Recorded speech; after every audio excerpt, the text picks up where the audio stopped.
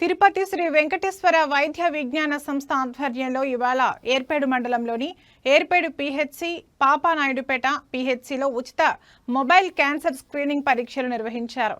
ముందుగా క్యాన్సర్ వ్యాధి లక్షణాలు, ముందస్తు నివారణ చర్యలపై చిత్రపటాల ద్వారా అవగాహన కల్పించారు.